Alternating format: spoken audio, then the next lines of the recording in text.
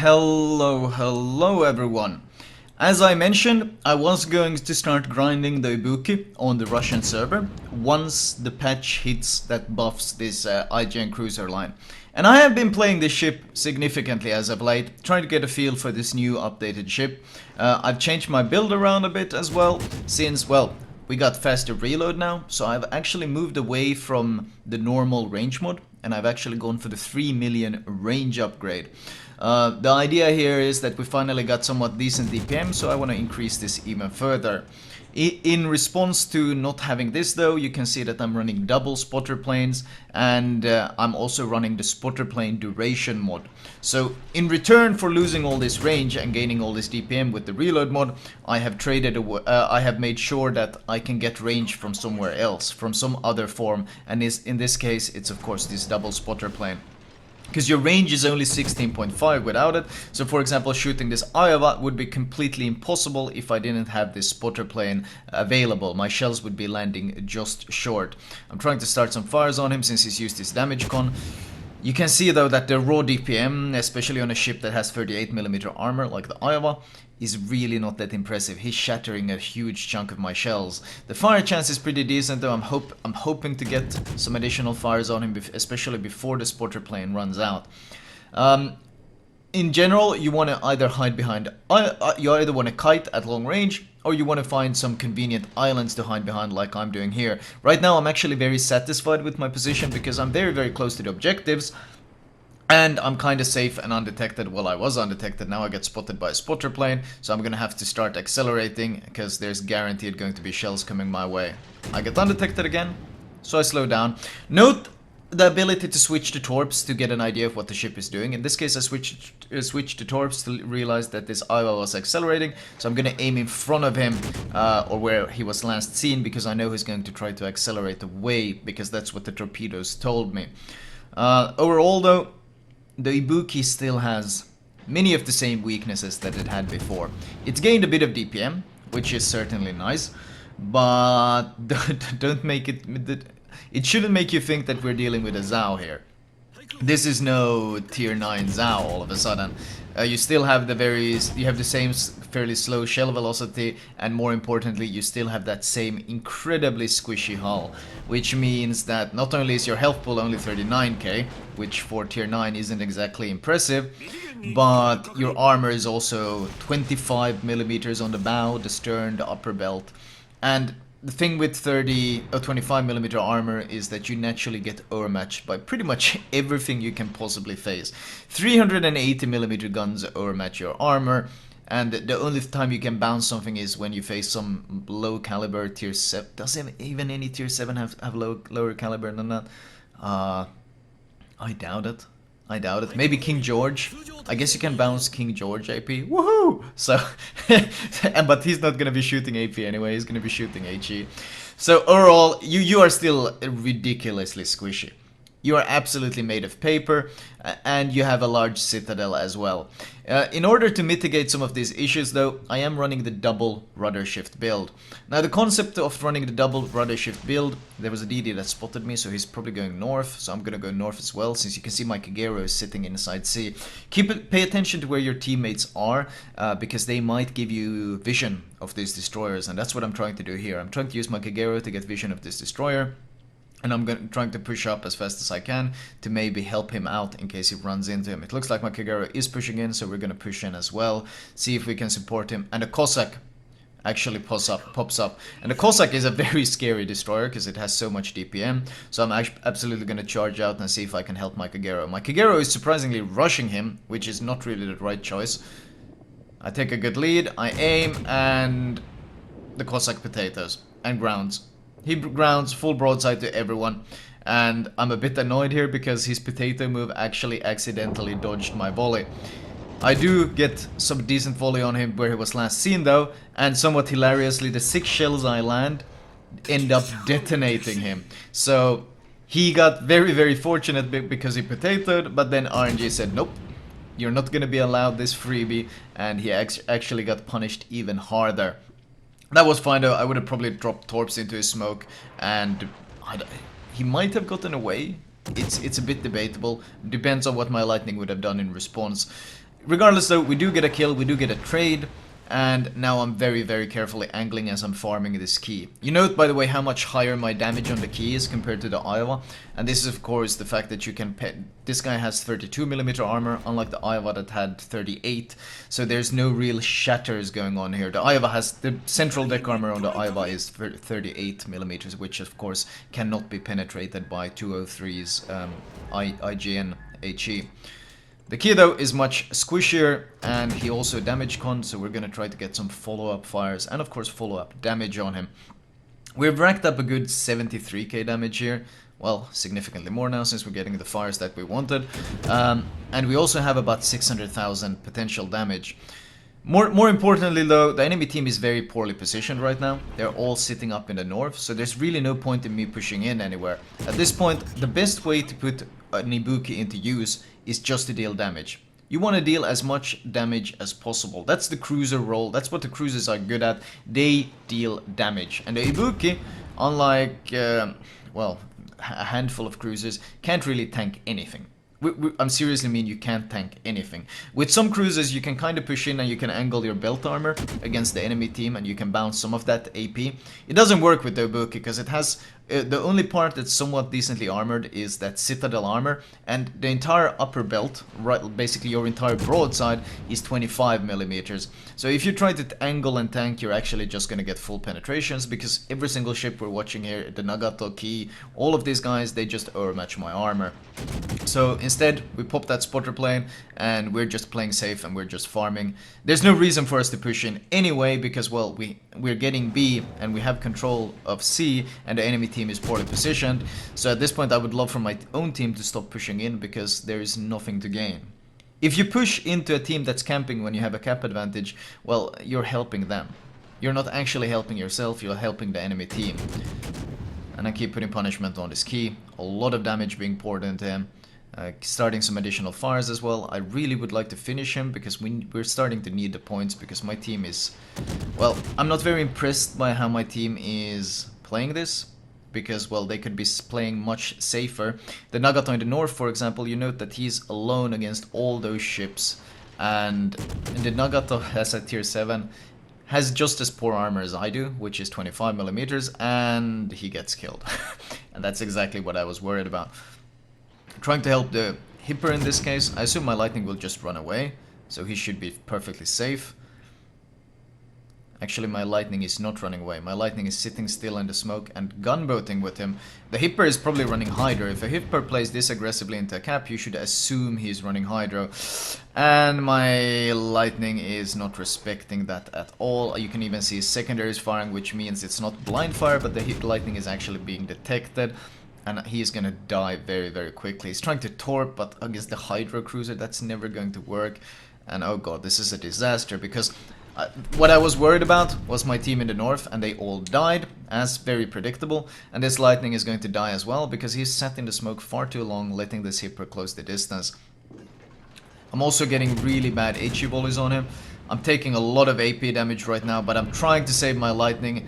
But ultimately, the lightning does go down because he dallied too long, and I'm unable to kill this Hipper in time. I really got some bad damage HE volleys there. I'm not sure if I maybe should have used AP, but you don't really have any special improved AP on the IJN cruisers. You don't have some amazing shell velocity on the Ibuki. The shell velocity is pretty questionable. You don't have the improved penetration angles. You don't really have much going for you. I killed a Hipper, but I take a lot of punishment. That was an example of what happens if battleships shoot you. Even at this range, and even as angled as I was, you simply cannot tank AP in this thing. It doesn't work. So at this point we just disengage. I stop shooting to get undetected. I want them to turn their guns on something else. In fact, we have a Musashi, but the Musashi, well, I hope he stops. If he stops and starts reversing, he's in a pretty good position, because he's got his nose in angled against all their ships, which is the Musashi's specialty.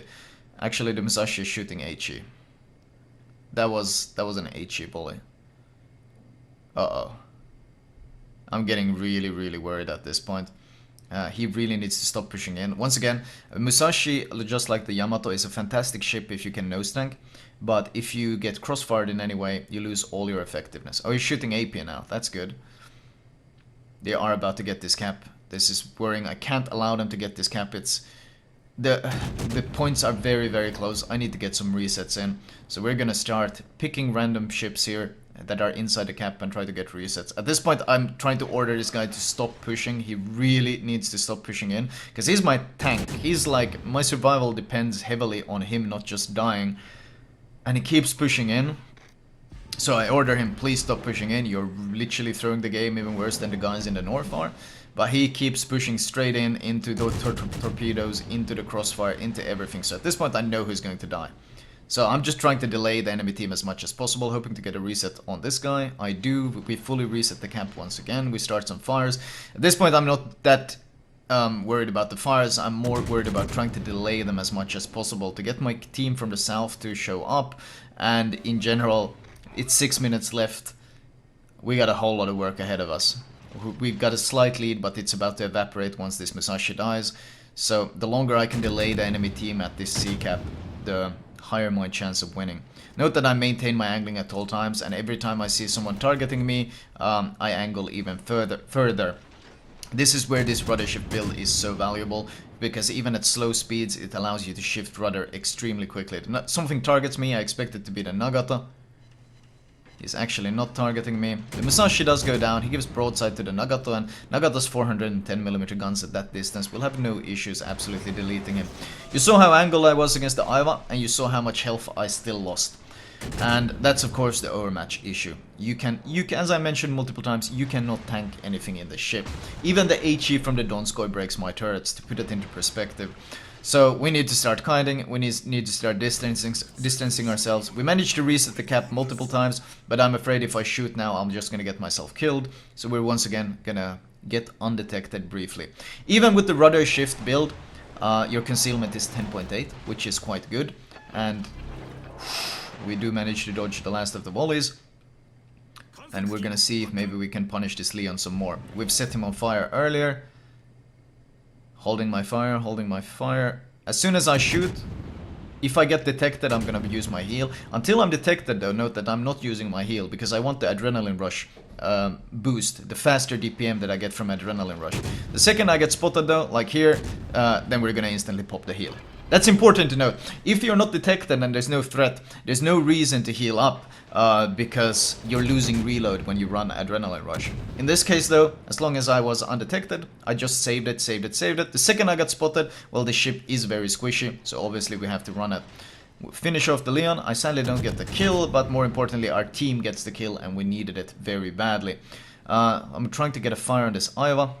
They have managed to finally flip C, but now my team is pushing in and dying, and that's a disaster. We start a fire on him, but he actually instantly damage cons the fire. So this is my chance of securing a kill if I can just get a second fire on that guy. Lobbing some shells over the Nagata. The Hipper does finish the Charles Martel, which is very important. I'm telling him to get back though. There's no reason to push in. Once again, time is on our side. There's only 3 minutes left. All he needs to do is live. Stop pushing in. Just run away. Kite. Play like I'm playing. Kite away. And at this point, I'm sorry about the replay causing some jittering when you're in the spotter plane view. But I'm waiting for the Aiva to peek out, because I know he's used his damage con. So all I need is a slight bit of favorable RNG to get a fire on this guy. And I will be able to get the kill. My Hipper, however, gives broadside to the key and gets absolutely deleted. So now I'm alone against 4 ships with 3 minutes remaining. If I can just get some favorable RNG though and get a fire on this guy. First volley, no fires. Second volley, no fires. I know he's used his damage con because he repaired the fire earlier. Just checking to see the speed of the Nagato pushing in. Third volley, no fires. I'm gonna get a 4th volley before I have to start angling against AP. I barely dodged AP. The 4th volley goes in. And still no fires. So RNG decides, nope, you're not gonna get this kill. And I can't shoot him anymore because he's behind the island. Also, I would have to give so much broadside. I'm gonna try to reset the Nagata in the camp to buy myself some more time. But I have to be careful because the key is coming around the island. I'm already preemptively angling a bit. But we do have the rudder shift build, so if AP comes in, if he suddenly gets spotted, I know to dodge. There he goes, you see the key gets spotted, so we're gonna keep this course. I was about to turn in, but then I cancel the turn and I keep kiting away because I know there's AP coming in from that key. And we managed to dodge it all. The Nagata, however, turns away. Honestly, that was a bad choice. He should have kept pushing. He would have probably eaten my torps, but he should have kept pushing simply because they need to kill me at this point. I am delaying this cap. Every time I shoot into B, I keep resetting the cap and delaying the game significantly. I still got a 13,000 health remaining, so at this point it starts getting a bit sketchy. And at this point I decide, no, there's too much AP, too much potential for overmatch, and there we see, one penetration takes me down to 8,000 health. And we've gotten I bought the time I needed. By delaying C so much, and now delaying B so much, the enemy team has been unable to secure the points they needed through objective, so the only way they can secure the points they need is by killing me. And I know this, because there's 1 minute remaining. I could probably kill this Iva, and I might get away with it, but it's not worth it, because I am about to clutch myself my solo warrior. I got a solo warrior last week in my Moskva, and I'm gonna get a solo warrior in the Ibuki. It's a bit of shame. I actually wanted to make a commentary on the Moskva solo warrior, but this new replay thing where it overwrites replays if you have more than 30 of them, I forgot to change the file on the Russian client, so I've actually overwritten that replay. So we kind of missed out on the Moskva solo warrior. The good thing is though, I was able to get a second one with the Ibuki, so at least, and an Ibuki solo warrior is probably more impressive than a Moskva one, even if I did get a Kraken that game, so it was a pretty fun one. Still though, this game was kind of a textbook example of the Ibuki gameplay. What the Ibuki is pretty damn good at, and that's kiting away, dodging, angling, dropping torps to delay, starting fires, and just basically being this massive pain in the butt as it harasses especially enemy battleships in every possible way. The game ends in a victory, 196,000 damage, one devastating, but that was the destroyer, Confederate high caliber, solo warrior, wither, and high caliber. Oh, sorry, it was dreadnought, not high caliber. I said high caliber twice. So we did a whole lot of tanking, we did a whole lot of damage as well. The tanking part, generally you want to avoid in the Ibuki, but honestly, because of your lack of armor, there's not really any way to avoid taking damage. Even with the rudder shift and angling, the damage you take is just so heavy every time someone lands any shells on you. That's why people love shooting the Ibuki, because all the battleships know that guy is basically free damage if I just can land a shell on him. Team score wise, 2.6k base XP. I was the only one with any achievements on our team, which is a bit sad, considering the enemy team has like 5 different achievements on their top ships. But more importantly, we managed to secure the win for our team, and ultimately that is really what counts. Detailed report wise, well, it's not really that surprising. Well, there we go. 222 shells, 17 fires, which is pretty decent. I could have really used a lot of the fires were kind of useless though. You know, you get a double fire, you get a fire, then they instantly damage con. But the key fires were pretty useful. More importantly though, the Iva fire would have been so nice because it would have made my game so much easier if it would have just burned to death. Damage upon your spotting, 22k, probably mostly from my spotter planes. Potential damage, 2.4 million. And, well, in general you don't really want to get that much potential because you don't want to be shot at, but sometimes when you're forced to do it, if you angle, and especially if you run the rudder shift mod, which is something I recommend, you can be quite frustrating to hit, especially since you usually want to play at these very long ranges where you have plenty of time to actually evade the shells. Keep in mind though, if you're facing good players, they might predict your turns, and then you're gonna get punished no matter what you do because you cannot really bounce the shells regardless of your skill. Defense points 147 out of 252. I will take it. Anyway, let me show you guys my recommended build for this ship. Right, as usual, I will start with the modules. The first thing I will get is probably the range upgrade, because the default range of 15 kilometers is so very anemic considering we do not go for the 3 million range upgrade in this build. So upgrading it to 16.5, especially when facing tier 10 matchmaking, which you will do often, is quite important. Once you have it, go for the hull for that faster rudder shift, increased better health pool, and of course you get access to the faster, harder hitting torpedoes, which you will also want to get as the final one. Consumable wise, priority number 1 is damage control, followed by premium heal. Premium damage control, premium heal. Once you have those, go for the premium spotting aircraft and defensive AA as the last choice if you so choose. Comparing defensive and hydro, you generally don't want to be in positions where you have to use hydro. And if you do build for AA range, you can actually get very good values on the AA, and carriers tend to underestimate Ibuki AA quite a lot. So you can actually shred a huge amount of planes if you do go for defensive AA, which I do prefer, especially since while it's very situational, just like hydro, in general you don't want to be in situations where you have to rely on hydro, because that means you have to push in with the Ibuki. And once again, the armor layout on this thing isn't exactly going to win any prizes with its 25mm armor all across the board, which naturally means even 380mm guns overmatch your armor very, very easily. And when you got a large citadel hiding underneath that, it's not a fun time at all. Right, follow it up with the upgrades. I go for the spotting aircraft mod 1 for longer spotter plane duration, defensive AA mod for longer defensive AA duration.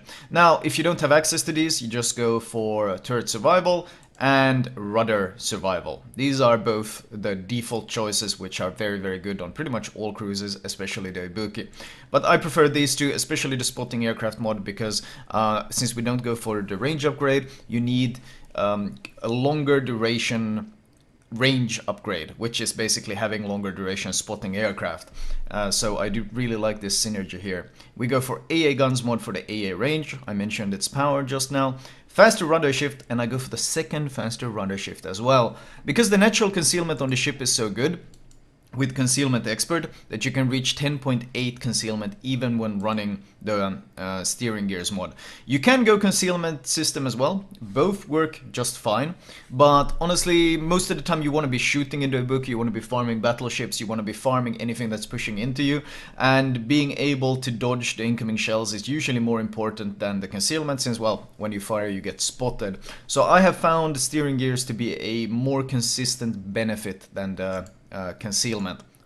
So this one kind of leave it up to you, but I prefer this one. And finally, on the third slot, I used to go, before they buffed the Ibuki, I used to go for range, but now with the buffs I do go for the faster reload, because your DPM is actually becoming quite decent, and I like buffing it even more so it becomes somewhat strong. Captain perks wise, this is of course the special captain Yamamoto. You don't have to be running it on the cruiser. I think I just do because I don't have really any other IJN ships on the Japanese or any other IJN ships on the Russian server. First priority is priority target. Follow it up with Adrenaline Rush, Superintendent, and Concealment Expert. This is the standard build. This is the bog standard build. After this point, well, there's a lot of flexibility. I like running AFT, because your AA is actually quite strong, and you can bolster it, as I mentioned, with the combination of the AA range. You get that 7.2 km aura that can shred planes. And I like Adrenaline Rush. Obviously, this perk is kind of overpowered. It's great on all ships. After this, Expert Loader, because your reload is still very long. In fact, you have a reload of 12.1 seconds even with the reload mod. So bolstering this, cutting it in half is very, very good, since the AP, especially with the Zhao dispersion buff, is quite consistently good. At this point, well, you should be down to... I already mentioned Adrenaline Rush, actually, taking it on the way, my bad. Anyway, at this point you have spent what? 1, 3, 6, 10, 14, 15 points. So now you got 4 points, and ultimately the choices I made were last stand, because, well, you kite away, you get shot at a lot, and you tend to lose your rudder. It's not that important, but I think it's a pretty valuable perk. You will have to spec out of this when you get to the Zhao though. So keep in mind, if you do spec for the last stand on the Ibuki, it's something that's going to be quite useless on the Zhao, because the Zhao doesn't really lose rudder the same way as the Ibuki does. It's the same thing as with the French line. The tier 9 loses rudder very easily, the tier 10 never loses rudder. After that, we got 2 points left, and I like going for the double spotter planes, because we use the spotter plane a lot. We have it in the air quite often, so this increases, this helps compensate for the fact that you don't have hydro if you have to push in, since you get additional spotting and you can see around islands. And also, if someone does shoot down one of your spotter planes, you still have the other one remaining. So considering we already have so much invested into these spotter planes, putting a captain perk into them as well isn't a bad idea. And finally, the last point, the risk of modules becoming incapacitated. This is of course your rudder, your engine, and your turrets. So, and of course your torpedo tubes. And this is quite useful, but it's not really that important. It's more of a fact that we have an extra point and then we might as well throw it into preventive maintenance. There are other things you can absolutely go for. You could go for the faster turret traverse as well, because running this build, your turret traverse is 34.5, which is quite sluggish for a cruiser. Very sluggish for a cruiser, in fact. And you could absolutely improve this if you so chose. Considering I usually play at such ranges in the Ibuki, since it doesn't have the tankiness to survive at close ranges, I didn't really find this that necessary, but it's absolutely a quality of life buff if you do go for the turret traverse. So which choice you ultimately end up with is entirely up to you. The fundamental recommended build is priority target, adrenaline rush, superintendent, and concealment expert. After this basic 10-point setup, you got a lot of flexibility on what you want to do.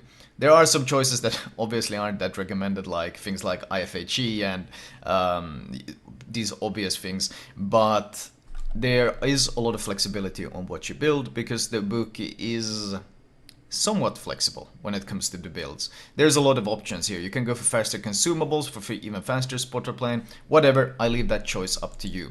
Flag wise, I don't bother with the fire flags on the ship, simply because your base fire chance is actually so high.